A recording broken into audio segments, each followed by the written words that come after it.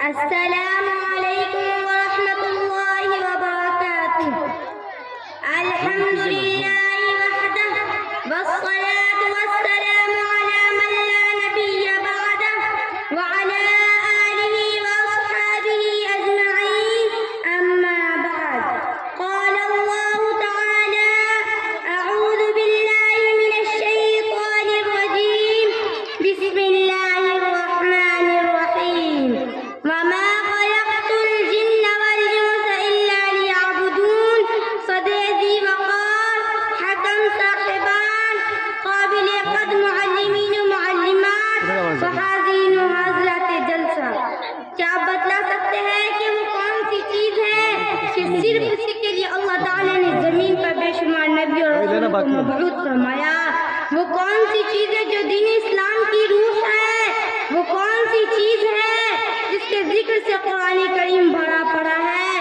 وہ کون سی دولت ہے جس کو حاصل کرنے کے لیے حضرت سمیہ رضی اللہ عنہ نے شمنا طریقے سے شہید ہو جانا گوارا کر لیا، مگر اس دولت سے ہاتھ نہیں دھویا؟ وہ کون سی چیز تھی جس کے لیے صحابہ کرام نے اس قدر تکلیفیں اٹھائی؟ جی ہاں میرے بھائیوں، وہ چیز ہے توحید، وہ دولت توحید کی دولت ہے۔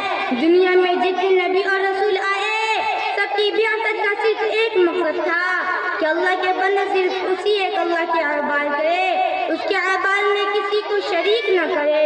میری دینی بھائی اور بہنوں، توحید کا مطلب ہوتا ہے ایک کرنا، اور شریعت میں توحید کا معنی یہ ہے کہ اللہ کی ذات کو عبادت میں، ربوبیت میں اور اس کے تمام اسماء و صفات میں یکتا مانا جائے۔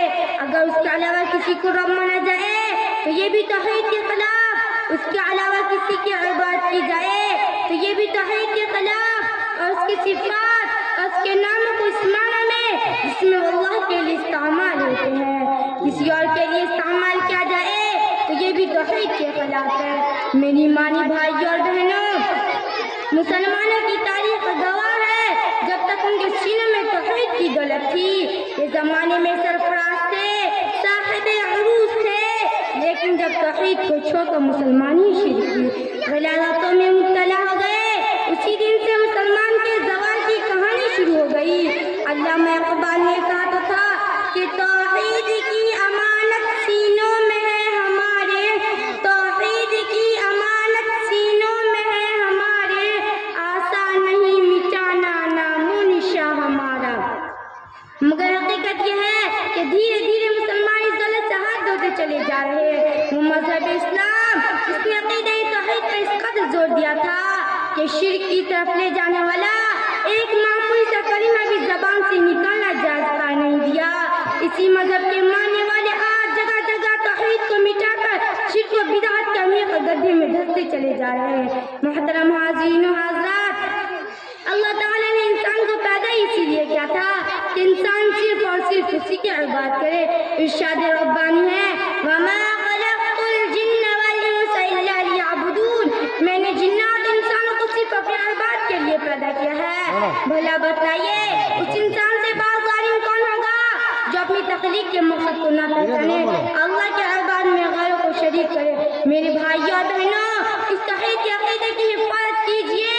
نماز میں مسلمان اپنے رب کے سامنے یہ کہا کرتا ہے کہ ایاک نعبد و ایاک نستعین، اے اللہ ہم صرف تیری عبادت کرتے ہیں اور صرف تجھ سے مدد مانگتے ہیں۔